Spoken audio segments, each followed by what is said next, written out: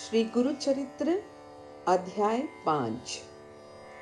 श्री गणेशाय नमः। श्री सरस्वत्यै नमः। श्री गुरुभ्यो नमः। श्री कुलदेवतायै नमः। श्रीपाद श्री वल्लभ श्री नरसिंह सरस्वती नमः। दत्तात्रेय गुरुभ्यो नमः। नामधारक शर्मा ने सिद्ध मुनि से कहा, हे सिद्ध योगेश्वर, आपने मुझे बताया कि कलयुग में दत्तात्रेय भगवान 2 बार अवतरित हुए थे। कृपया आप मुझे विस्तार से उनके विषय में बताएं। सिद्ध मुनि नामधारक की नम्रता एवं श्रद्धा पर प्रसन्न हुए और कहने लगे, यह अच्छा है कि तुमने मुझसे इस विषय में प्रश्न किया, क्योंकि इन कथाओं का वर्णन करने वाला भी उतना ही शुद्ध होता है जितना कि उनका श्रोता। इसीलिए ध्यान पूर्वक इन्हें सुनो। ईश्वर सदैव ही अधर्म को रोकने का और धर्म परायणता की शक्तियों को मनुष्य में मजबूत करने के लिए समय समय पर भूमि पर अवतरित होते रहे हैं। इसी कार्य हेतु इस कलयुग में सर्वप्रथम वे श्रीपाद श्री वल्लभ के रूप में अवतरित हुए। यहाँ से पूर्व दिशा की ओर पिठापुर नामक एक गांव आंध्र प्रदेश में है। वहां पर आपस्तंभ शाखा के उत्तम कुल का एक ब्राह्मण था। उसका नाम अपाल राजू और उसकी पत्नी का नाम सुमति था। उन्हें कई संतान पैदा हुई, परंतु उनमें से केवल 2 ही पुत्र जीवित रह पाए। दुर्भाग्यवश उनमें से एक अंधा और दूसरा लंगड़ा था। रूढ़िवादी हिंदू होने के नाते उनकी ऐसी मान्यता थी कि जब तक उन्हें ऐसा पुत्र प्राप्त नहीं हो जाता जो कुशल पूर्वक अपनी धार्मिक नियमों, रीतियों और कर्तव्यों का धर्म परायणता से पालन कर सके, तब तक उनकी आत्मा स्वर्ग के द्वार में प्रवेश नहीं कर सकती। इसी कामना से वे श्री दत्तात्रेय भगवान की आराधना करते थे। हर साधु, भिक्षुक एवं अतिथि को भगवान दत्तात्रेय का रूप मानकर उन्हें सदैव ही श्रद्धापूर्वक भोजन परोसा करते थे। एक दिन ब्राह्मण के घर में श्राद्ध था और उसने भोजन के लिए बहुत से ब्राह्मणों को अपने घर आमंत्रित किया था। परंपरा अनुसार ब्राह्मणों के भोजन से पहले किसी का भी भोजन करना उचित नहीं है। अभी ब्राह्मण भोजन भी नहीं कर पाए थे कि श्री दत्तात्रेय एक भिक्षुक के रूप में हाथ में कमंडल और दंड लिए अपाल राजू के घर में भिक्षा के लिए पधारे। उस भिक्षुक को भगवान दत्तात्रेय का रूप समझकर पूर्ण विश्वास के साथ ब्राह्मण भोजन का भी कोई विचार न करते हुए सुमति ने भगवान दत्तात्रेय को भिक्षा दी। उसकी अटूट श्रद्धा पर प्रसन्न होकर अपने त्रिमूर्ति रूप में भगवान दत्तात्रेय प्रकट हुए और उसे अपना स्वरूप दिखाया। जिस दिव्य रूप का सुमति ने दर्शन किया वह ऐसा था जिसे ना तो सहस्र आंखें समझा सकती हैं और ना ही जिसका वर्णन सहस्र जबानों से किया जा सकता है। अपने 6 दैविक हाथों में वे शंख, चक्र, त्रिशूल, डमरू, कमंडल और जयमाला धारण किए हुए थे।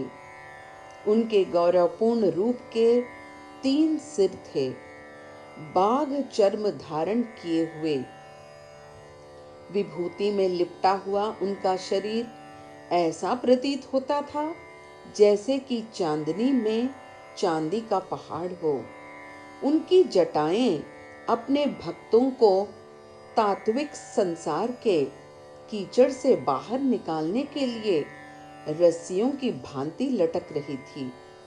उस भाग्यशालिनी गृहिणी ने भगवान दत्तात्रेय के गौरवपूर्ण दैविक रूप को अपने हृदय में समेट लिया और उसे ऐसा आभास हुआ कि जैसे उसे इस दर्शन से जीवन के सर्वोच्च लक्ष्य की प्राप्ति हो गई है।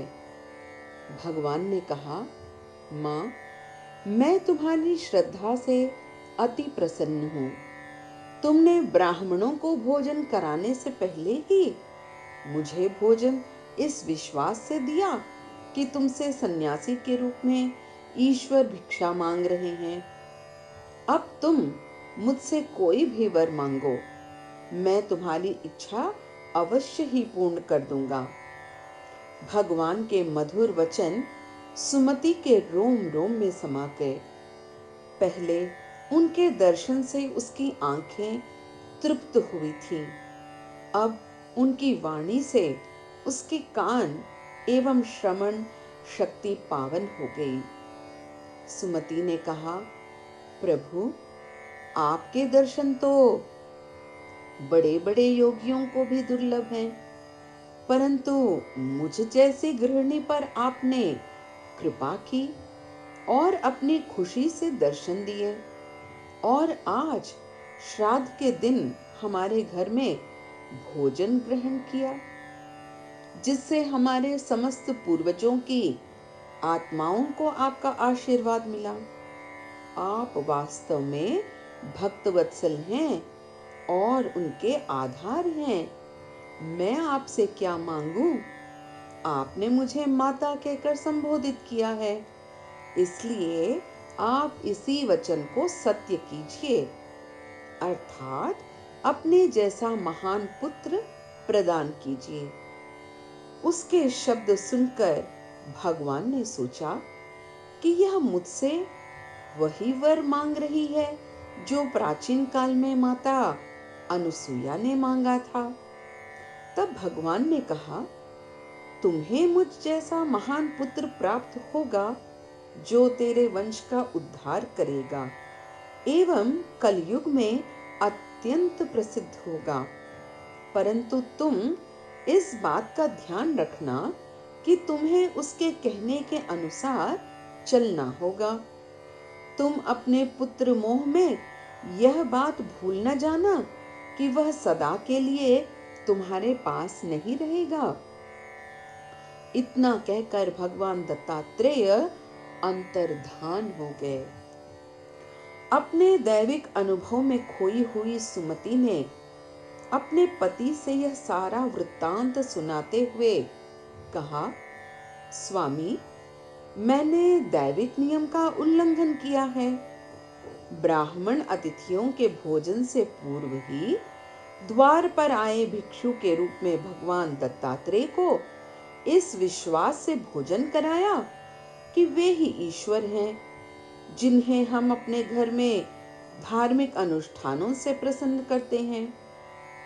राजू अपनी पत्नी की बात सुनकर अति प्रसन्न हुआ और कहने लगा, हे मेरी सद्गुणशालिनी पतिव्रता, हम इस समय ब्राह्मणों को भोजन पितरों के नाम पर खिलाते हैं और यह श्राद्ध कर्म भगवान विष्णु को समर्पित करते हैं। यदि वे ही विष्णु भगवान हैं जो आज के दिन स्वयं हमारे घर पधार कर हमसे भिक्षा ली है, तो इससे हमारे समस्त पितृगण कृतार्थ हुए हैं और यह सब तुम्हारी अटूट श्रद्धा के कारण ही संभव हो सका है। इसीलिए कहा जाता है कि मध्याह्न समय में श्री दत्तात्रेय ही भिक्षा के लिए द्वार पर आते हैं। उन्हें कभी इनकार नहीं करना चाहिए। यदि हम उन्हें इनकार करते हैं तो भगवान हमसे रूठ जाते हैं। भगवान महाविष्णु प्रत्यक्ष दत्तात्रेय भगवान ही हैं। फिर सुमति ने भगवान के दिव्य रूप के दर्शन और एक महान पुत्र के वर की बात और उससे संबंधित चेतावनी की बात अपने पति को बताई।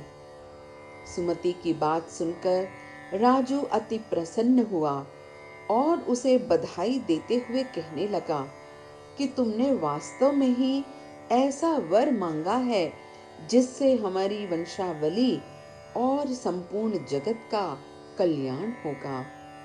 इसके पश्चात उसने कर्तव्य निष्ठा से धार्मिक अनुष्ठान पूर्ण किए। कुछ दिनों के पश्चात सुमति गर्भवती हुई। 9 मास पूर्ण होने पर उसे पुत्र की प्राप्ति हुई।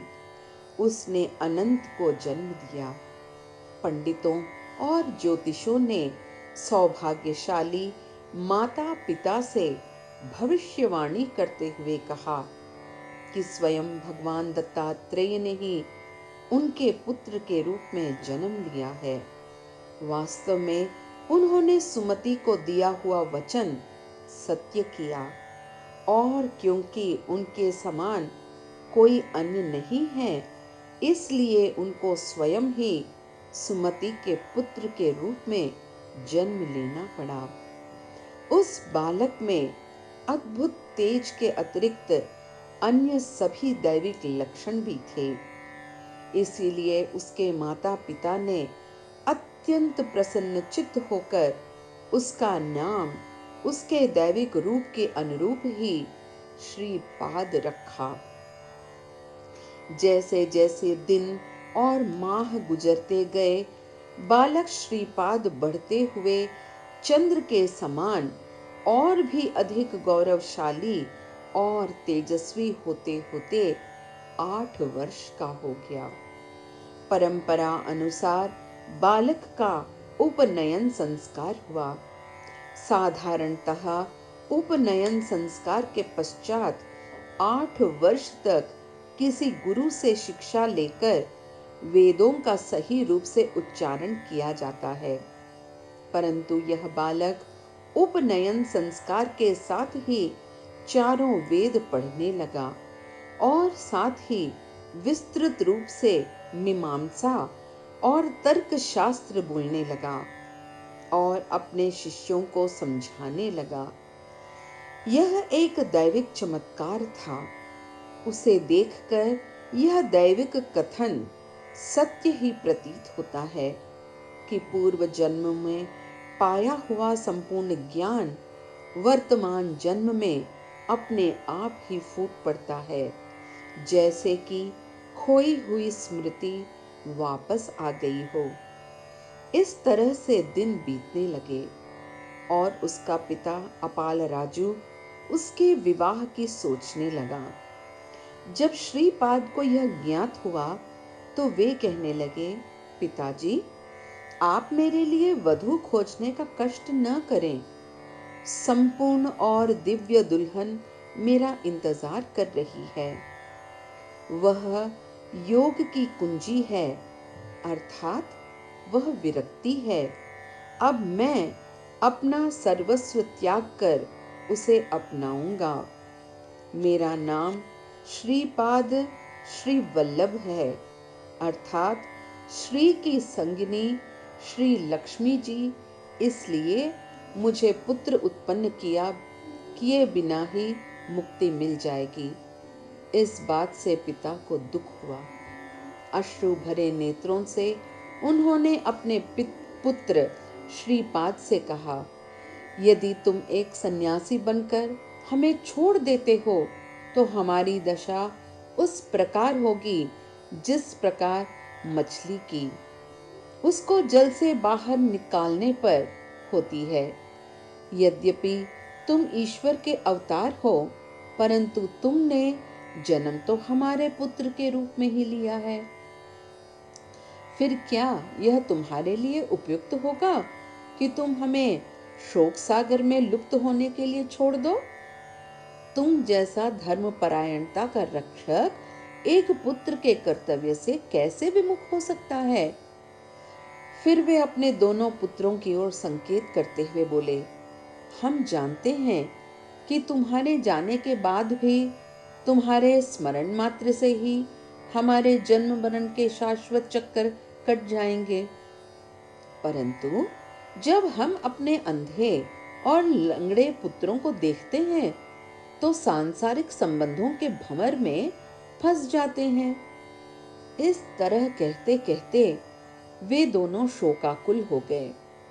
अपने माता पिता की आंखों में अश्रु देखकर श्रीपाद ने अपने भाइयों पर अम्र दृष्टि डाली और उनको स्पर्श किया। उसी समय उन बालकों की दृष्टि आ गई और पैर भी आ गए। वे दोनों बालक वेद शास्त्र का उच्चारण करने लगे। संपूर्ण सृष्टि के मालिक के लिए क्या असंभव है। इस चमत्कार से श्रीपाद के माता पिता के भ्रम का पर्दा, जो कि उनकी समझ के ऊपर पड़ा हुआ था, हट गया। उन्हें इस बात का आभास हो गया कि भगवान सर्वव्यापक हैं और उन्हें अपने पुत्र मोह में जकड़कर उन्हें अपनी ही सृष्टि और अन्य प्राणियों से दूर रखना एक महापाप है, क्योंकि संपूर्ण सृष्टि और समस्त प्राणी ईश्वर की संतान हैं। ऐसा आभास होते ही उनकी माता ने कहा, प्रभु, आपकी माया ने मुझे भ्रमित कर दिया था, इसीलिए मैं मोहवश आपको केवल अपने पुत्र के ही रूप में देख रही थी। वास्तव में तो संपूर्ण सृष्टि के अंकुर आप में ही समाविष्ट हैं। आप तो केवल परंपरा रूप में मेरे पुत्र हैं। आप सदा मुझे इस बात का स्मरण कराए रखना, अर्थात मेरी समझ को माया भ्रम से दूर रखना। भगवान ने फिर उसे अपने वास्तविक दिव्य स्वरूप के दर्शन कराए। वह सुंदर कोमल बालक उसी क्षण करोड़ों सूर्यों के तेज से चमकते हुए असंख्य चंद्रों की शीतलता एवं मधुरपन से झलकने लगा। उसकी आनंदपूर्ण प्रकृति से सृष्टि का प्रत्येक अणु सजीव हो गया। भगवान ने कहा, माँ, तुम सदैव मेरे इसी रूप का ध्यान करो। इस चिंतन से तुम शीघ्र ही भव सागर पार कर मुझ में सदा के लिए समा जाओगी। तुम्हारे यह दोनों पुत्र शतायु होंगे और श्रद्धा पूर्वक तुम्हारी सेवा करेंगे। ये कीर्तिमान और वेद शास्त्र संपन्न होंगे। उनके घर में लक्ष्मी का अखंड वास होगा और इनके घर पुत्र पौत्र तथा श्री युक्त होंगे। जैसे ही दोनों भाई भगवान की महिमा का गुणगान करने लगे तो भगवान ने अपने भाइयों से कहा, तुम दोनों पुत्र माता पिता को ईश्वर रूप मानकर उनकी सेवा करते रहो। तुम महाज्ञानी बनोगे। इहलोक में सुख की प्राप्ति होगी और परलोक भी साध्य होगा। मैं अब संन्यास लूंगा। अपने माता पिता को मान देते हुए उन्होंने 3 बार उनकी परिक्रमा की और अपने समस्त सांसारिक संबंध त्याग कर वहां से निकले और बहुत से तीर्थ स्थान जैसे द्वारका, वृंदावन, मथुरा और बद्रीनाथ के दर्शन करते हुए गोकर्ण में आध्यात्मिक जिज्ञासुओं को दीक्षा देने के लिए पहुंचे। यहाँ पर भगवान शिव महाबलेश्वर लिंगम के रूप में, जिसे गणेश जी ने स्थापित किया था, प्रकट हुए थे। इसी कारण से यह स्थान आदिकाल से असंख्य आध्यात्मिक जिज्ञासुओं का बहुत महत्वपूर्ण तीर्थ स्थल बन गया है। इति श्री पंचमो अध्यायः। श्री दत्ताय गुरुवे नमः। श्रीपाद श्री वल्लभाय नमः। श्री नरसिंह सरस्वत्यै नमः।